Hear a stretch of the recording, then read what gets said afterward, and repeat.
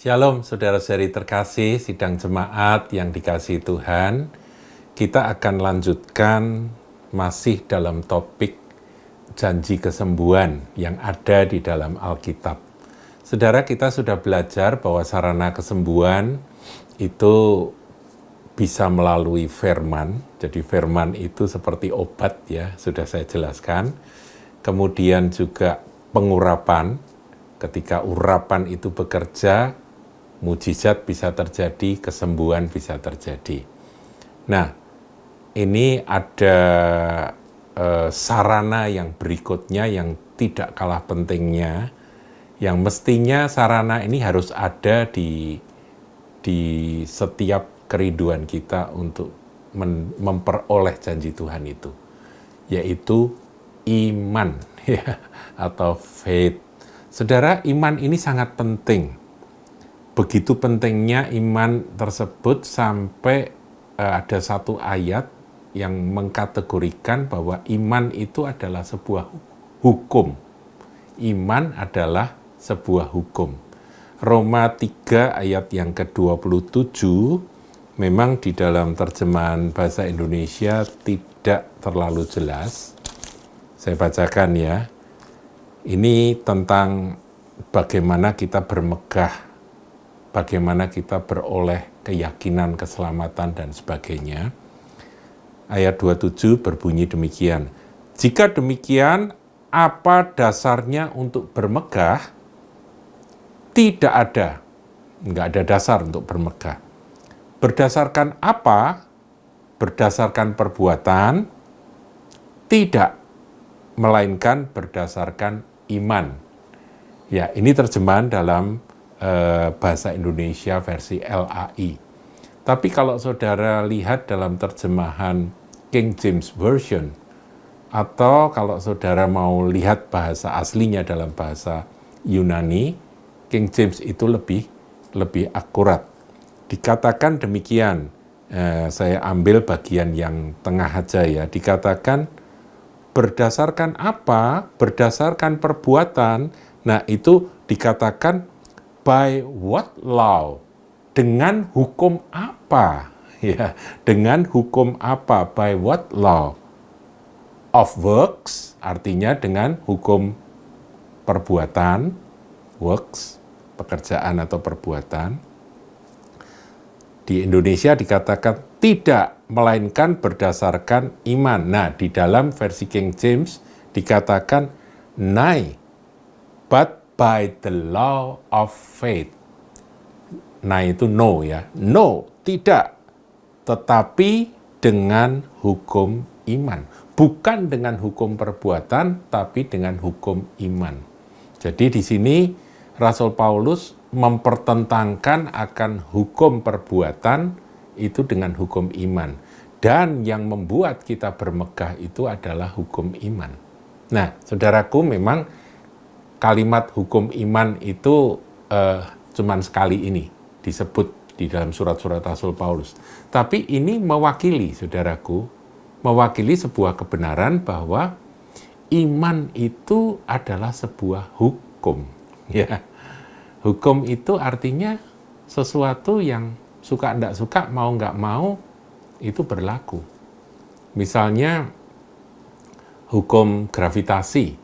Saudaraku, hukum gravitasi itu suka enggak suka, mau enggak mau, kalau kita melepaskan satu benda, maka benda itu pasti akan jatuh ke bumi. Kita bilang, aku nggak mau, aku mau ngelawan benda ini dengan aku melemparkan ke atas. Ada daya tolak ke atas. Tapi ketika daya tolak itu habis, maka hukum gravitasi itu tetap berlaku. Ini hukum, saudara. Hukum gravitasi. Ada hukum Archimedes, ada hukum apa dalam ilmu alam gitu ya. Kita sudah belajar di SD, dulu kita belajar tentang berbagai macam hukum-hukum yang ada. Nah, hukum itu berlaku di mana saja dan kapan saja selama tidak ada hukum lain yang mengatasi. Nah, hukum iman itu berarti iman itu berlaku. Berlaku ya kecuali saudaraku ada ada hal-hal yang lain yang mengatasi. Nah, firman Tuhan mengajarkan tentang hukum iman. Itulah sebabnya, saudara, berkali-kali kalau kita belajar apa yang disampaikan oleh Tuhan Yesus, kita temukan akan hal-hal yang mengenai pentingnya iman. Demikian kalau kita mengharapkan, merindukan kuasa kesembuhan itu terjadi, fungsi iman, peran iman itu sangat mutlak, saudara. Sangat-sangat penting. Nah, gini, kita akan lihat ya satu contoh. Matius 9 ayat 28 dan 29. Saya bacakan judul perikopnya, Yesus menyembuhkan mata 2 orang buta.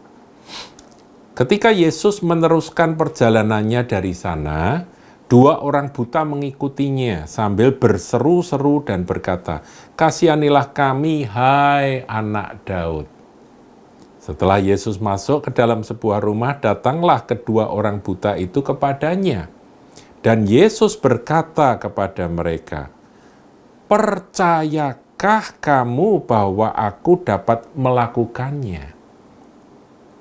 Tuhan tanya dulu, saudara, sebelum Tuhan langsung menyembuhkan. Jadi Tuhan nggak langsung menyembuhkan, sebelum Tuhan menjamah dan menyembuhkan, Tuhan tanya dulu, apakah kamu percaya bahwa aku dapat melakukannya? Percayakah kamu bahwa aku dapat melakukannya? Nah, mereka menjawab, "Ya Tuhan, kami percaya." Lalu Yesus mengulurkan tangan, menjamah mata mereka sambil berkata, "Jadilah kepadamu menurut imanmu." Nah, ini menarik, saudaraku. Jadilah kepadamu menurut imanmu. Tuhan tidak berkata, "Sembuhlah engkau karena kuasaku." Ya, memang faktanya yang menyembuhkan kan kuasa yang ada pada Tuhan Yesus kan. Tapi di sini ada satu pelajaran. Kata-kata Tuhan itu harus kita terima sebagai sebuah kebenaran bahwa yang menyembuhkan itu bukan melulu kuasa Tuhan, tetapi iman dari orang yang menerimanya. Pertama ditanya, "Percayakah kamu bahwa aku dapat menyembuhkan kamu?" Nah, kemarin kita sudah belajar bahwa Tuhan itu mampu. Tapi seringkali kita bertanya, Tuhan mau atau enggak? Sudah dijawab, aku mau. Ya, kepada orang kusta itu Tuhan menjawab, aku mau. Jadi di sini tanya, percayakah bahwa aku dapat menyembuhkan kamu? Ya Tuhan, kami percaya. Maka Tuhan menyembuhkan kedua orang buta itu. Dan kemudian Tuhan melanjutkan dengan kalimat, jadilah kepadamu menurut imanmu. Nah, kepada perempuan yang sakit pendarahan, saudaraku, yang sakit pendarahan 12 tahun itu, Tuhan juga mengucapkan kalimat yang tidak jauh berbeda. Dikatakan, "Hai anakku, imanmu telah menyelamatkan kamu. Pergilah engkau dengan selamat dan sembuhlah dari sakitmu." Imanmu. Padahal sebelumnya Tuhan kan bertanya, siapa menjamah jubahku? Karena ada kuasa yang mengalir aku rasakan dari tubuhku. Ketika perempuan itu menjamah jubah Tuhan, murid-murid semua bertanya, apa itu? Protes, berkata, "Tuhan, semua orang mendesak engkau, semua orang jamah-jamah engkau, pegang-pegang engkau. Kok Tuhan tanya siapa memegang jubahku?" Di sini Tuhan mau menjelaskan, mau memberitahu kepada kita semua yang membaca akan kisah itu, bahwa ada orang yang menjamah dengan iman. Paham ya, saudara? Kuasa Tuhan tetap sama. Tetapi apakah ada iman untuk membuat kuasa itu mengalir? Jadi menurut saya iman itu seperti begini, saudaraku. Ini ada pipa itu berisi air yang debitnya dan tekanannya itu kuat, dan air itu air minum begitu yang kita butuhkan. Kita kehausan. Nah, iman itu adalah ketika kita ini membuka sumbatnya, membuka tutup dari pipa tersebut. Begitu dibuka, maka air yang deras itu memancar dan kita pun dipuaskan. Seperti itu iman, saudara. Jadi bukan berarti kuasa Tuhan tidak ada, tetapi pembuka kuasa Tuhan untuk mengalir dengan deras itu adalah iman. Maka di sini dikatakan, jadilah kepadamu menurut imanmu. Ada satu peristiwa lagi, saudaraku ya, sebagai tambahan. Masih di dalam Alkitab, tapi kali ini kisah para rasul. Dalam kisah para rasul ke 14 ayat 8 sampai 10.